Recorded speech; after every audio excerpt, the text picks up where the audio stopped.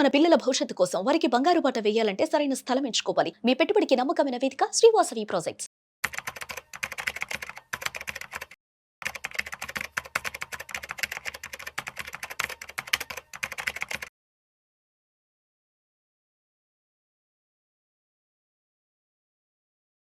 Hello everyone, welcome to Suman TV. This is anchor Lasya Reddy. Financial freedom ఒకప్పట్లో savings అన్నా, investment అన్నా, FD, లేకపోతే retirement అయిన తర్వాత ఆ రిటైర్మెంట్ వచ్చిన డబ్బులతో చక్కగా ఇల్లు కట్టేసుకున్నాం, అదే పెద్ద అచీవ్మెంట్ అనేసుకుంటున్నారు. కానీ ఇప్పుడు ట్రెండ్ మారిపోయింది.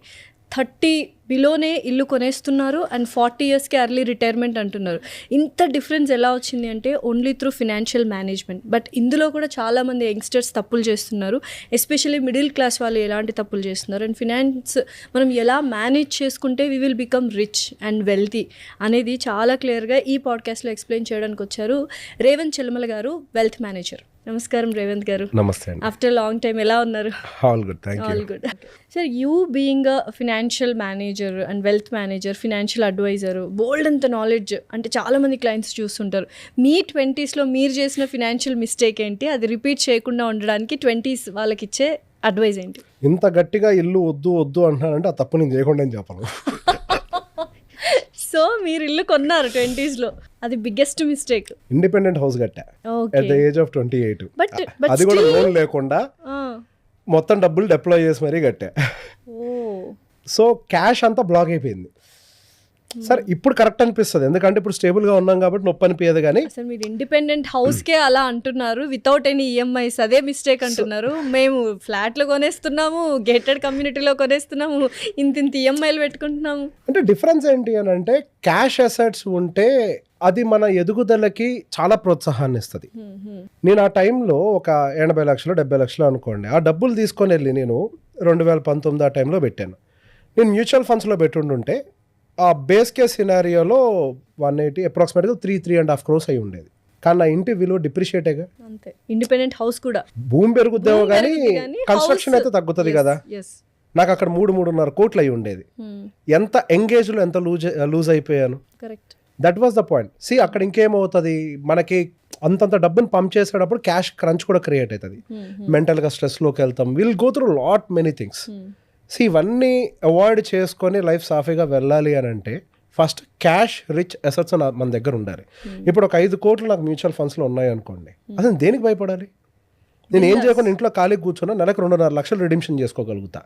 జీవితంలో నా డబ్బులు అయిపోవు, జీవితంలో ఇంకా పెరుగుతాయి అవి. 2.5 లక్షలు నేను ఇంట్లో కూర్చుంటే నాకు సరిపోవా? ఇంట్లో కూర్చుంటే ఎక్కడికి పోకుండా. ఇప్పుడు నేను బయటకు వస్తున్నా కాబట్టి నాకు ఖర్చులు, ఇంట్లో ఉంటే సో నేను ఎంత మిస్ అయ్యాను, ఫైనాన్షియల్కి పాటికి ఫ్రీ కంప్లీట్గా అయిపోయి ఉండేవాడిని. సార్, నిజంగానే ఒక మనిషి ఫినాన్షియల్గా ఫ్రీ అయిపోతాడా మనం చాలా మంచిగా ప్లాన్ చేసుకుంటే ఫ్రమ్ 20s? అంటే మీలాగా ఫినాన్షియల్ అడ్వైజర్ని పెట్టుకొని ఇలా చేసుకుంటే. See it is all again వాళ్ళు ఎంత డిసిప్లిన్డ్గా ఉంటున్నారు అనేది. సి ఇప్పుడు నేను ఒక ఫైనాన్షియల్ ఎంత కావాలి అనేది కూడా వెరీ ఇంపార్టెంట్. గ్రీడ్ అవసరమే, అతి చేయొద్దు. మనిషి అన్న వాడికి ఆశ ఉండాలండి. ఆశే ఒక మెట్టు ఎక్కడానికి దారి చూపిస్తుంది. హోప్ ఉండాలి, యా, అదే దారి చూపిస్తుంది. అత్యాశకి పోయి తప్పులు చేస్తే డబ్బులన్నీ పోతాయి. రీసెంట్గా విజయవాడలో ఒక స్కామ్ జరిగింది. ట్రేడింగ్లో డబ్బులు ఏదో పెడతాయంట, నెలకు 10 రూపాయలు వడ్డీలు ఇస్తారంట. వాళ్ళ ఏజెన్సీని కూడా రిక్రూట్ చేసుకున్నారు. మీరు ఇన్వెస్ట్మెంట్స్ తీసుకురండి, మీరు 4% ఉంచుకొని క్లయింట్స్కి 6% ఇవ్వండి అని. ఒక టైంకి పేమెంట్స్ ఆగిపోయినాయి. ఓవరాల్గా రియలైజ్ ఏంటంటే 600 crores స్కామ్ ఇన్ విజయవాడ. 600 కోట్ల స్కామ్ అది. పెట్టుబడిదారులందరూ నష్టపోయారుగా. మహానగరం కూడా కాదు, చిన్న ఊర్లో జరిగింది అది. చిన్న ఊర్లో 600 కోట్ల స్కామ్. హైదరాబాద్లో 2000 కోట్ల 5000 కోట్ల స్కాములు జరిగాయి ఇట్లాంటివి. 600 crores ఓన్లీ విజయవాడలో ఉంది. ఎంత రిచ్ అసలు. So the point here is, ఆ స్కామ్ చేసినోడిది కాదు, నీ అత్యాశ. అంతే. అరే ఈ భూమి మీద ఎవడైనా 10 రూపాయలు వడ్డీ నిజంగా జనరేట్ చేయగలుగుతాడంటే అంబానీ ఎందుకు రిఫైనరీ రన్ చేస్తాడు? అదే పని చేస్తాడు కదా. అది నిజంగా డబ్బులా? ఆయన అడగని మనుషులా అప్పులు? రిలయన్స్ ఎంతతో పెరుగుద్ది తెలుసా అండి? ఇయర్ ఆన్ ఇయర్ 12% to 15% వాళ్ళ ఇన్కమ్. మనకేమో నెలకు 10 రూపాయల, సంవత్సరానికి 120% కావాలా? అది ఎట్లా సాధ్యం అండి? సి ఇక్కడ మీరే రియాలిటీ నుంచి దూరం జరిగి మీకంతటా మీరే స్కామ్లోకి ఎంటర్ అవడానికి దారి క్రియేట్ చేసుకున్నారు. ఎవరైతే అత్యాశ పనులు ఉంటారో వాళ్ళే వీళ్ళ టార్గెట్. రియలిస్టిక్ టార్గెట్స్ తోటి డిసిప్లైన్డ్గా మధ్యలో ఎటువంటి డీవియేషన్స్ వచ్చినా నేను దానికి డీవియేట్ కాను, మధ్యలో ఏమైనా నేను ఒక క్లియర్ ప్లాన్ ప్రిపేర్ చేసుకున్నాను, నేను ఆ ప్లాన్కి స్టిక్ ఆన్ అయ్యి ఉంటానంటే అడ్వైజర్ లేకపోయినా మీరు ఖచ్చితంగా ఫైనాన్షియల్ ఫ్రీ అవుతారు. దానికల్లా కావాల్సింది డిసిప్లిన్. అడ్వైజర్ యొక్క పాత్ర ఏంటి అని అంటే, మీరు ఒక శ్మశానం దాటాలంటే ఒంటరిగా దాటలేకపోవచ్చు. ఇంకొక స్నేహితుడు తోడుంటే ఈజీగా దాటగలుగుతారు. ఆ స్నేహితుడు ధైర్యవంతుడై ఉంటే చాలు.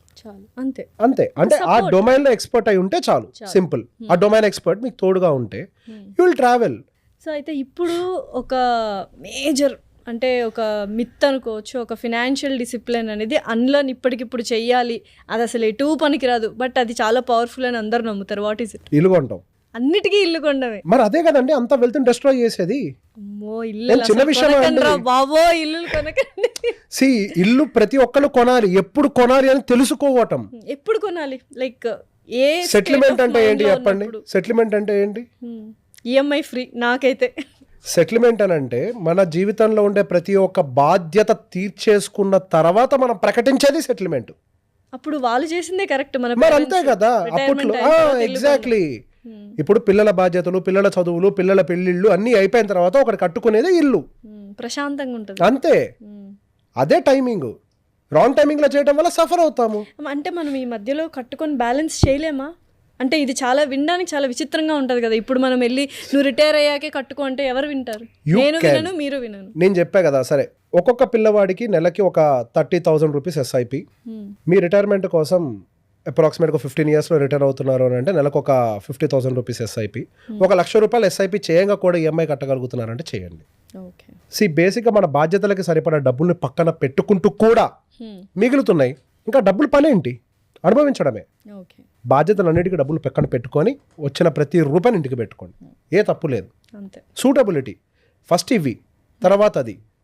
దీన్ని can be post phone, cannot be post phone అనే విధంగా మనం సెగ్రిగేట్ చేయాలి. Can be post phone and cannot be compromised also first list లో ఉండాలి. ఏంటి? పిల్లల ఎడ్యుకేషన్, వాళ్ళ పెళ్లిళ్ళు.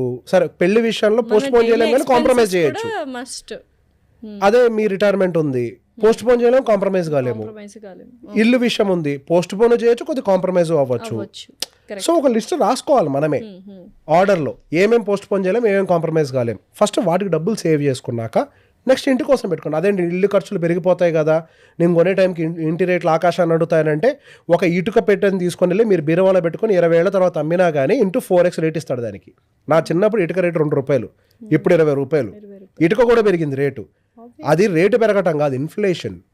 మీరు ఆ మందని డబ్బుల్ని ఎక్కడో చోట పెట్టుబడి పెట్టుకోండి. అది మల్టిప్లై అవ్వాలి. అప్పుడు మీకు అప్పుడు రిస్క్ ఉండదు. ఇంటి రేట్లు పెరిగినా ఇక్కడ పెరుగుతూ ఉంటుంది కాబట్టి మీరు ఆ రిస్క్ ని అడ్జస్ట్ చేసేసుకుంటారు.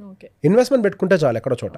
సో ఇప్పుడు ఎక్స్క్లూజివ్గా విమెన్ గురించి మాట్లాడుకుందాం. విమెన్ అంటే మాకు గ్రీడ్ ఎక్కువ అండ్ మేము షాపింగ్లు ఎక్కువ చేసేస్తుంటాం, మేము ఖర్చు పెట్టేస్తుంటాం అని ఒక పక్క వాదిస్తుంటాం. అట్ ద సేమ్ టైం మేము కూడా జాబ్స్ చేస్తున్నాం, మేము కూడా ఎర్నింగ్ చేస్తున్నాం. బట్ ఎక్కడో అబ్బాయిలకు ఉండాల్సిన ఫినాన్షియల్ మేనేజ్మెంట్ మాకు ఉండదు అని చాలామంది మిస్అండర్స్టాండ్ చేసుకుంటుంటారు. నిజంగానే ఉంటుందా? ఫినాన్షియల్ మేనేజ్మెంట్ చేసే మైండ్ సెట్ అమ్మాయిలకు ఉంటుందా? చేస్తున్నారా? రీసెంట్గా ఒక ఎక్స్పెరిమెంట్ చేశారండి, సోషల్ ఎక్స్పెరిమెంట్. అబ్బాయిలు అమ్మాయిలు పక్క పక్కన ఉంచు, one step ahead one step. చూసారు కదా? డెఫినెట్లీ. నాకు అది చూసినప్పుడు వాళ్ళు క్లియర్గా చెప్పారు, సి ఉమెన్ ఈ ఫైనాన్షియల్ ఎడ్యుకేషన్ విషయంలో చాలా లాగ్ అయిపోయారు అని చెప్పేసి మెన్కి అర్థమయ్యే విధంగా ఎక్స్పెరిమెంట్ చేశారు. అది చూసినప్పుడు నాకు ఒక డౌట్ వచ్చింది. సరే, ఒకప్పుడు అని అంటే నిజంగానే సొసైటీ ఆపర్చునిటీని ప్రొవైడ్ చేయలేదు. ఇప్పుడు ఆ పరిస్థితులు అయితే ప్రాక్టికల్ లేవు. ఇక్కడ ఫైనాన్షియల్ ఎడ్యుకేషన్ అనేది మెన్ పర్మిషన్ తీసుకోనో లేకపోతే ఎవరో పర్మిట్ చేస్తూనే వెళ్ళి నేర్చుకునేది ఏం కాదు. ఒక మెన్కి ఎట్లా యూట్యూబ్లో అవైలబుల్ ఉందో ఉమెన్కి కూడా అంతే యూట్యూబ్లో అవైలబుల్ ఉంది. అది ఇండివిజువల్ ఇంటెలెక్చువల్ని బిల్డ్ చేసుకోవడం ద్వారా వచ్చేది. కానీ సెల్ఫ్ డెవలప్మెంట్ అంతే కదా, సెల్ఫ్ డెవలప్మెంట్. ఫైనాన్షియల్గా వచ్చే లిటరసీ ఏదైనా కానీ సెల్ఫ్ డెవలప్మెంటే. ఇక్కడ ఎవరైనా ఆపారా? అది మీ ఇంట్రెస్ట్ మీద కదా డిపెండ్ అయ్యి ఉండేది. సో ఇక్కడ నేను అర్థం చేసుకుంది ఏంటి అని అంటే, నా దగ్గరకు వచ్చిన క్లయింట్స్, నాకు ఉమెన్ ఫాలోయింగ్ ఎక్కువ.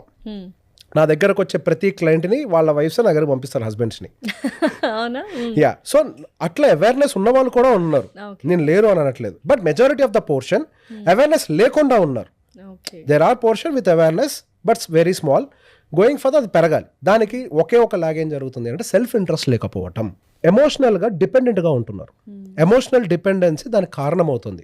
నేను ఎందుకు చూసుకోవాలని చూసుకుంటారులే అని. బట్ ఇంటి ఖర్చులన్నీ ముందు నుంచి చదువుకున్నా చదువుకోకపోయినా, జాబ్ చేసినా చేయకపోయినా ఇంటి ఖర్చులన్నీ మేనేజ్ చేసేది ఆడవాళ్ళమే. బట్ ఇప్పుడు ఉద్యోగం చేస్తున్నా ఎందుకు మేనేజ్ చేయలేకపోతున్నాం? బడ్జెట్ మైండ్ సెట్ వేరు, ఇన్వెస్ట్మెంట్ గ్రోత్ మైండ్ సెట్ వేరు. బడ్జెట్ మైండ్ సెట్ అంటే ఏంటి? వచ్చిన డబ్బుని ఎలా మేనేజ్ చేసుకుంటూ బడ్జెట్ పెరగకుండా అందులోంచి ₹1 మిగల్చాలి అనేది budget mind set. Usually conservative. Investment and growth mind set, దాంట్లో కొద్దిగా అగ్రెసివ్గా ఉండాలి, లివరేజ్ తీసుకోవాలి, అంటే కొంచెం ధైర్యంగా ఒక స్టెప్ ముందరికి వేయాలి. ఒక డెసిషన్ మేకింగ్ లో డెసిషన్ మేకింగ్ ఉండాలి, దాంట్లో కొంత ధైర్యం కూడా తీసుకోవాలి. Obviously. అంటే ఒక తప్పు జరగచ్చు ఆ స్టెప్ లో, ఇవన్నీ కూడా ఉంటాయి. సో బేసిక్ ఇవి 2 different mind sets. It is not about women or it is not about men. Okay. Women లో కూడా ఈ మైండ్ సెట్ ఉంది, కాకపోతే ఆ యాంగిల్లో ఆలోచించట్లేదు అంతే. ఎంతసేపటికి నేను ఎందుకు రిస్క్ తీసుకోవాలి, అమ్మో నా పిల్లలకు డబ్బులు ఉండవు, అమ్మో ఈ డబ్బులు పోతే నా పరిస్థితి ఏంటి, ఈ మైండ్ సెట్ లో ఉన్న వాళ్ళు ఎక్కువగా ఉన్నారు. ఈ మైండ్ సెట్ లో ఉండటం వల్ల వాళ్ళ ఫ్యామిలీ గ్రోత్ ఆగిపోయిన సందర్భాలు కూడా ఉన్నాయి. ఇంతకు ముందు ఫైనాన్షియల్ డెసిషన్స్ ఉమెన్ ఇన్వాల్వ్ అయ్యేవాళ్ళు కాదు, ఇన్ఫాక్ట్ ఇప్పుడు ఇన్వాల్వ్ అవుతున్నారు. ఇప్పుడు కూర్చొని డిస్కస్ చేసుకోవాలి కదా వైఫ్ అండ్ హస్బెండ్, అవుతున్నారండి. ఫైనాన్షియల్ సిచ్యువేషన్స్ గురించి, డెసిషన్స్ గురించి, ఇన్వెస్ట్మెంట్స్ గురించి, సేవింగ్స్ గురించి, ఖర్చుల గురించి ఇద్దరు కూర్చుంటేనే వర్కౌట్ అవుతుందా లేదా? 100% కూర్చొని డిస్కస్ చేస్తేనే వర్కౌట్ అవుతుంది. సో ఇక్కడ నేను అదే చెప్పేది, ఈ మెజారిటీ ఆఫ్ ద కేసెస్లో ఇన్వాల్వ్మెంట్ అనేది ఉమెన్ జరుగుతుంది. ఇంతకుముందు ఎట్లుండేనంటే, ప్రాక్టికల్గా మాట్లాడుకుందాం, ఇంట్లో అమ్మమ్మలు తాతయ్య చెవులో గొనిగి ఫైనాన్షియల్గా పని చేపించేవాళ్ళు అంతే. ఫైనల్లీ వాళ్ళైతే ఇన్వాల్వ్ అయ్యేవాళ్ళు, ఓపెన్ డిస్కషన్లో కంటికి కనిపించేవాళ్ళు కాదు అంతే. వాళ్ళు బ్యాక్గ్రౌండ్లో తాతయ్య చెవులో గొనిగి few grand fathers for very strict women involve కానికుండా, బట్ కొద్దిగా ఆ స్పేస్ ఉండేది. నెక్స్ట్ మన పేరెంట్స్ దగ్గర చెవులో చేపించేవాళ్ళు. ఇప్పుడు ఓపెన్ డిస్కషన్ జరుగుతోంది, కానీ అట్లా జరగటం వల్ల కూడా నష్టం జరుగుతుంది. ఎందుకంటే ఉమెన్ కన్జర్వేటివ్ మైండ్ సెట్ నుంచి బయటికి రాలేదు అందరూ. ఆ కన్జర్వేటివ్ మైండ్ సెట్ నుంచి రాకపోవటం వల్ల మెన్ బై ఫోర్స్డ్, ఇన్ఫాక్ట్ ఇల్లు కొనడానికి గల కారణం మెన్ మైండ్ సెట్ కాదు, అది ఉమెన్ మైండ్ సెట్. నేను మైండ్ సెట్ ని తప్పు పట్టట్లేదు, growth mind set, budget mind set, నేను దీని గురించి మాట్లాడుతున్నాను, ఉమెన్ ఆర్ మెన్ కాదు.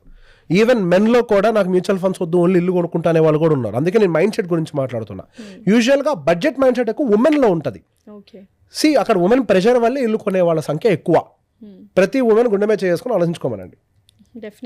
సో ఇక్కడ మైండ్ సెట్లో ప్రాబ్లం. ఇక్కడ ఎవరికి వాళ్ళే స్వతహాగా ఆ గ్రోత్ అండ్ ఇన్వెస్ట్మెంట్ మైండ్ సెట్స్ని కల్టివేట్ చేసుకోవాలి.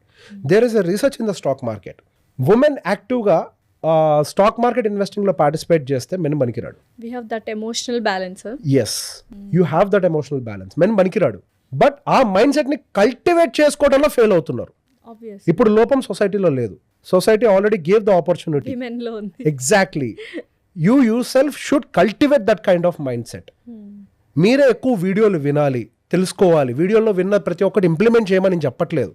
ప్రతి వీడియో ఏం చేస్తుంది, డిఫరెంట్ పర్స్పెక్టివ్ని ఓపెన్ చేస్తుంది. ప్రతి పర్స్పెక్టివ్లో రైట్ అయి ఉండొచ్చు, రాంగ్ అయి ఉండొచ్చు, బట్ పర్స్పెక్టివ్ అయితే ఓపెన్ చేస్తుంది. ఇప్పుడు ఒక కాయిన్ ఉందండి, ఓకే, కాయిన్కి ఎన్ని సైడ్స్ ఉంటాయి? 2 sides కాదు, ఆ కాయిన్ చూసే విధానం బట్టి ఇలా చూస్తే 2 sides, కాయిన్ ఇలా చూస్తే 3 sides, ఎన్నో పర్స్పెక్టివ్స్ ఉంటాయి. Exactly, there is no limit. 360 ఉంటాయి, ఇంకెక్కువ కూడా ఉంటాయి ఇంకా దాన్ని డైసెక్ట్ చేస్తే, రైట్? సో బేసిక్ గా పర్స్పెక్టివ్స్ ఓపెన్ అయ్యాయి అనుకోండి, ఆటోమేటిక్ గా investing and growth mind set అనేది మనం కల్టివేట్ అవుతుంది. It is all about how we are participating in the investment journey. ఇప్పుడు చాలా మంది విషయాల్లో నేను చెప్పాను కదా, ఇన్వెస్ట్మెంట్స్ ఫెయిల్ అవ్వడానికి గల కారణం కూడా ఉమెన్ అవుతున్నారు. సో ఫస్ట్ ఉమెన్ ఇప్పుడు వస్తున్నటువంటి ఇన్వెస్ట్మెంట్ ఆపర్చునిటీస్ ఏంటో అర్థం చేసుకోవాల్సిన అవసరం ఉంది. మీరు దేని గురించి అయితే భయపడుతున్నారో, మీ పిల్లల భవిష్యత్తు పాడవద్ది అని, ఖచ్చితంగా అదే జరుగుద్ది. మీ భయం వల్లే జరుగుద్ది. అది ఎందుకు అనంటే సమాజం మారింది, పెట్టుబడి విధానాలు మారాయి. మనకి రావాల్సిన రిటర్న్స్ పర్సంటేజ్లు కూడా మారకపోతే భవిష్యత్తును మీరు ఎఫర్ట్ చేయలేరు. మీరు అనుకోకండి మీ జీతంతో మీరు సర్వే అవుతారు అని. మీ జీతం దేనికి సరిపోదు. మీరు పెట్టే మీ ఇన్వెస్ట్మెంట్ డిసైడ్ చేస్తుంది మీరు ఎక్కడ ఉండాలి అనేది. మీ ఇన్వెస్ట్మెంట్స్ కరెక్ట్గా లేకపోతే మీ భయం నిజమవుద్ది. So finally what do you want to say to the audience about financial management, financial discipline? ఇది చెయ్యకండ్రా బాబు, ఇల్లు కొనకండి అంటారు. అది కాకుండా ఇల్లు కొనటం, again I'm not against the real estate. I'm a very big fan of real estate. Real ఎస్టేట్ని చాలా ఎక్స్ప్లోర్ చేస్తాను. హాలిడే హోమ్స్ ఏమైనా కొంటే రెంటల్ ఈల్డ్ వస్తుందా, మంచి ప్రాపర్టీ అప్రిసియేషన్స్ వస్తుందా, ఎస్. బేసిక్గా ఎలా ఇన్వెస్ట్మెంట్స్ పెట్టాలి, ఇల్లు కొనటం అనే పాయింట్లోకి వచ్చినప్పుడు మాత్రం మీరు మీ ఫ్యామిలీకి భవిష్యత్తులో రాబోయే ఎక్స్పెన్సెస్కి కావాల్సిన డబ్బుల్ని పక్కన పెట్టకుండా గనక ఇల్లును కొంటే ఆ ఇల్లే మీకు ఉరితాడుగా మారే అవకాశాలు ఉంటాయి. ఆ ఇల్లే మీ పిల్లల చదువులకు అడ్డుపడే అవకాశాలు ఉంటాయి. సో ఏ ఇన్వెస్ట్మెంట్ అయినా మీరు పెట్టేటప్పుడు ఫస్ట్ గోల్ ఓరియంటెడ్గా ఉండండి. ప్రతి ఒక్క పెట్టుబడి మన జీవితంలో ఒక అవసరానికి ముడిపడి ఉంటుంది. ఆ అవసరం ఏంటో ముందు క్లారిఫై చేసుకోండి. చాలామంది పెట్టుబడులు పెట్టేటప్పుడు వెల్త్ క్రియేషన్ అని ఒక పెద్ద వర్డ్ వాడతారు. ఏమనుకోకండి, ఓపెన్గా చెప్తా, నీ బొందరా అనిపిస్తుంది ఆ మాట అంటే. ఎక్కడరా వెల్త్ క్రియేషన్ అసలు? ఇక్కడ పోతుంటే ఉడుకుపోతుంటే లోపల అసలు వెల్త్ అనే దాకా మాట్లాడుతున్నావు. ముందు నువ్వు పిల్లల్ని చదివించాలి, నువ్వు ముందు రిటైర్ అవ్వాలి, నీకు జీతం రాకపోయినా నువ్వు బతకాలి, ఈ లోపల నీకు ఆరోగ్య సమస్యలు వస్తూ ఉంటాయి, నువ్వు వాటికి ఖర్చు పెట్టాలి, మీ పేరెంట్స్కి సంబంధించిన సమస్యలు ఉంటాయి, నీ బాధ్యతలు ఉంటాయి, నీ పిల్లలకు పెళ్లి లేక వాళ్ళు పిల్లలు పుడతారు, ఆ బాధ్యతలు ఉంటాయి. ఇవేమీ ఉండవు. మరి ఎగ్జాక్ట్లీ ఈ ప్లానింగ్ లేకుండా వెల్త్ క్రియేషన్ అని ఎక్కడో ఆకాశాన్ని చూసామనుకోండి, ఆకాశానికి నిచ్చెన వెయ్యాలి. మళ్ళీ చెప్తున్నా, నిచ్చెన వెయ్యాలి. ల్యాడర్ కట్టుకుంటూ వెళ్ళాలి. ఏ నిచ్చెన అంటే ఏ ల్యాడర్, ఏ స్టెప్ ఎక్కడెక్కడ కట్టాలో మీకు ఒక ప్లాన్ ఉండాలి. లిఫ్ట్ వచ్చేసింది కాబట్టి అందరూ అది ఎగిరిపోతున్నారు. జస్ట్ అట్లా గాల్లో మేడలు కట్టద్దు. నిచ్చెన కరెక్ట్గా వెయ్యండి, ప్లాన్ కరెక్ట్గా పెట్టుకోండి, గోల్ ఓరియంటెడ్గా ఉండండి. Financial freedom is not a bigger one. Okay, అందరూ చేయగలుగుతారు, జస్ట్ ఒక ప్లాన్ దూరంలో ఉంది అది. Thank you so much Revanth garu. It's an eye opening podcast. యాక్చువల్గా ఫినాన్షియల్గా ఫ్రీడమ్ ఉండాలి అండ్ ఫినాన్షియల్ డిసిప్లిన్ ఉండాలి అని చాలామందికి ఫుల్ పాడ్కాస్ట్ చూస్తే డెఫినెట్లీ అర్థమవుతుంది. థ్యాంక్స్ ఫర్ కమింగ్ అండి. Most welcome.